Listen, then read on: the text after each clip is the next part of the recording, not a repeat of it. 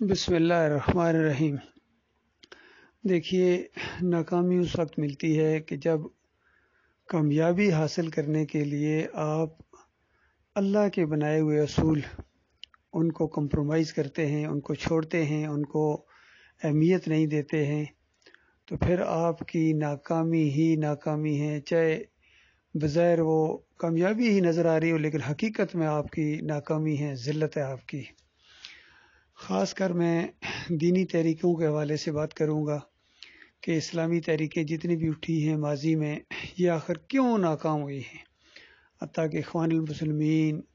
اور یہ جماعت اسلامی کی تحریک، پھر ڈاکٹر اسرار کی تحریک،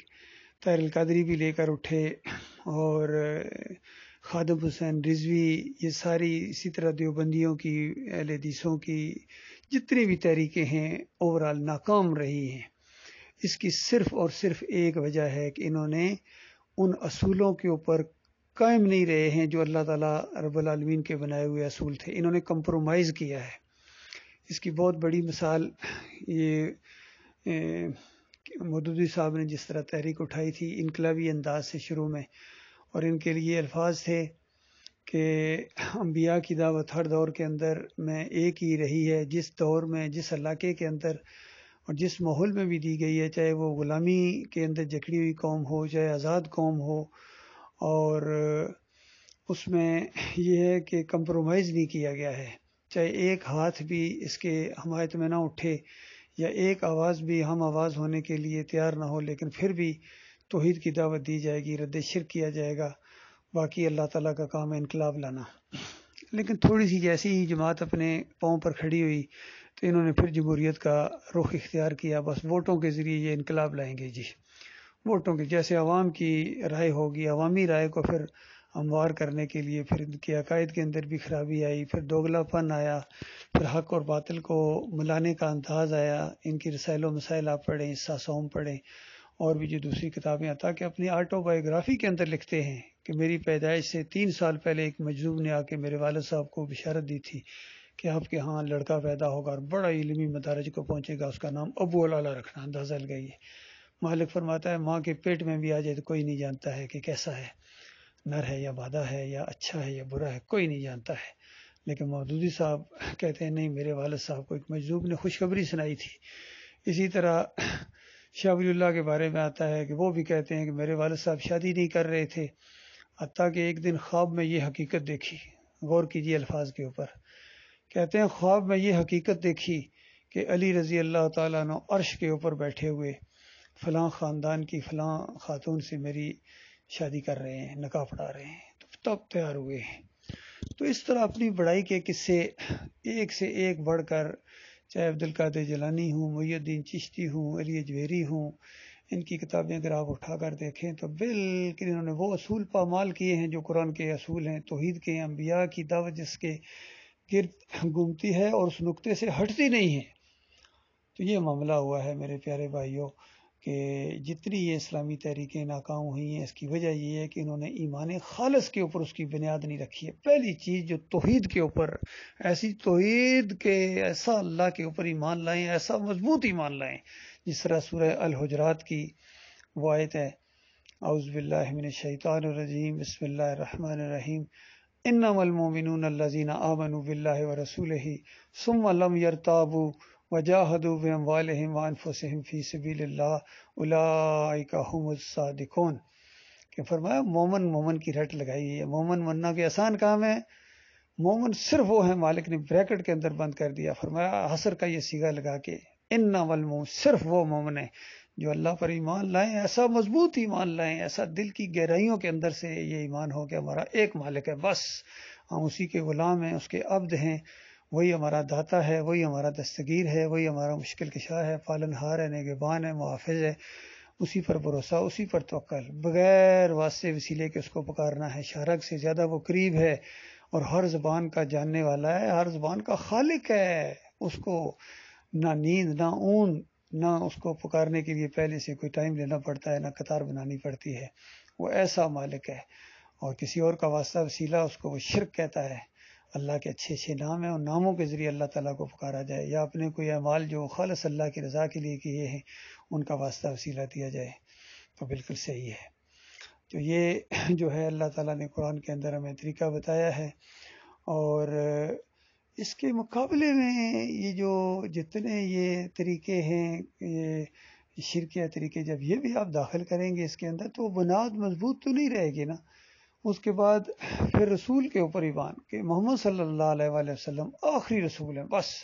جب سے وہ مبعوث ہوئے ہیں اب قیامت تک کوئی اور کتاب نازل ہونے والی نہیں ہے، کوئی اور شریعت آنے والی نہیں ہے، اور دین بالکل مکمل ہے اور بالکل دانستہ، ایک بال برابر اس میں تبدیلی نہیں کی جا سکتی۔ جو ایک سٹیپ آگے اٹھاتا ہے، دانستہ اٹھانے کی کوشش کرتا ہے، وہ خالص کافر اور مشرک اور ملحد ہے،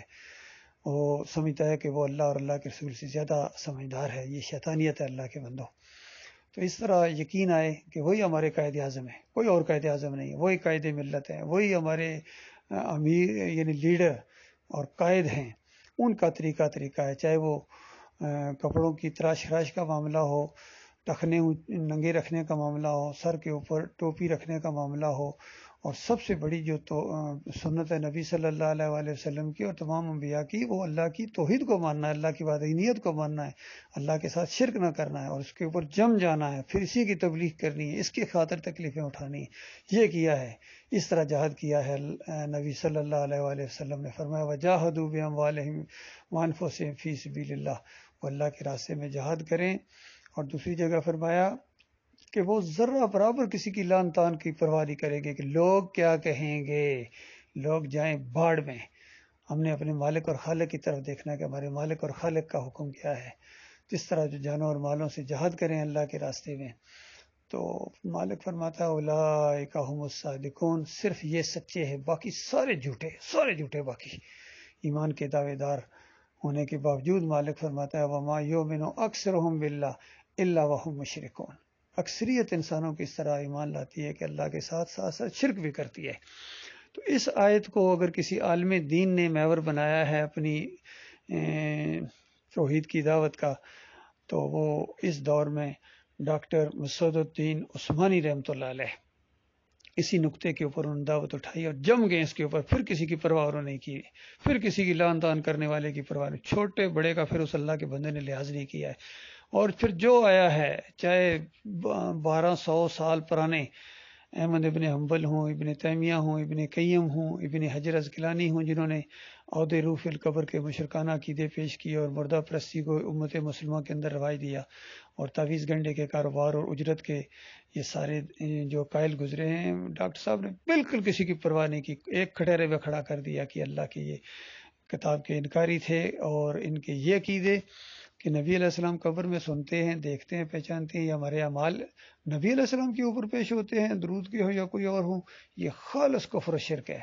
اور نبی علیہ السلام نے فرمایا قبروں کو کچا رکھو، اس کے اوپر مزار نہ بنے، گنبد نہ بنے، کوئی گنبد نہیں چلے گا، نہ ہرا نہ پیلا نہ نیلا، قبریں بالکل کچی ہوں گی، اور مساجد کے اندر کوئی قبر نہیں ہوگی، قبروں کے قریب کوئی مساجد نہیں بنائی جائیں گی۔ اس طرح جھڑ کاٹ دی اس اللہ کے بندے نے شرک اور کفر کی۔ تو ڈاکٹر صاحب 1986 میں فوت ہو گئے اور ایک جماعت پیچھے چھوڑ کے گئے ہیں، ماشاءاللہ کافی اچھے لوگ ہیں جو اس دعوت کو آگے پھیلا رہے ہیں، لیکن شیطان کہاں خاموش بیٹھنے والا تھا، شیطان نے بار کیا ان کے ناخلف جانشین کے اوپر، محمد حنیف کے اوپر بڑا شدید وار ہوا، آہستہ ان کے نظریات کے اندر کمزوری آتی گئی، اور بنیاد کو انہوں نے مضبوط رکھنے کی بجائے بنیاد کے اوپر انہوں نے جو ہے نا یعنی نظریاتی کمزوری کی وجہ سے چوٹ ماری۔ بہرحال کچھ لوگوں نے سمجھایا ان کو اور توبہ بھی کرائی اسٹیج کے اوپر کھڑے ہو کر، خود انہوں نے اعلان بھی کیا کہ اگر یہ میری باتیں مان لی جاتی تو جماعت کی بنیاد کے اوپر چوٹ پڑتی، جماعت کی بنیاد اکھڑ جاتی۔ تو پھر لوگوں نے ان کو کہا کہ چلو ٹھیک ہے، یہ ایک پہلا موقع ہے، چلو انہی کو موقع دو، ان کو نہ ہٹاؤ۔ لیکن ان کے ذہن میں ایسا کوئی یعنی انا کا معاملہ آ گیا کہ بعد میں پھر انہوں نے نظریاتی کمزوری دکھا کے 2017 کے اندر سجدہ تعظیمی کا شرک جماعت کے اندر پھر رائج کر دیا، اور یہ کہا کہ پورا خاندان یعقوب علیہ السلام کا یوسف علیہ السلام کے سامنے سجدہ ریز ہو گیا، معروف سجدہ۔ اور انہوں نے دعوت القرآن، حالانکہ ڈاکٹر صاحب کہتے تھے کاش قرآن اور حدیث کو اپنے حال پر چھوڑ دیا جاتا، لیکن ان کو تفسیر لکھنے کا بہت شوق تھا، شروع میں یہ طے پایا تھا کہ بس قرآن کی طرح جس طرح ترجمہ اور تھوڑی سی حاشیے چڑھا کے، لیکن انہوں نے اس کو تفسیر کے اندر بدلی کر دیا، اور پھر تفسیر جب لکھی جاتی ہے پھر کہیں نہ کہیں گڑبڑ ہو جاتی ہے، تو یہ پرابلم ان کے اندر آ گئی۔ سورہ یوسف کی جب تفسیر کر رہے تھے جلد دوم، تو اس کے اندر شرک کا یہ انجیکشن دے دیا انہوں نے،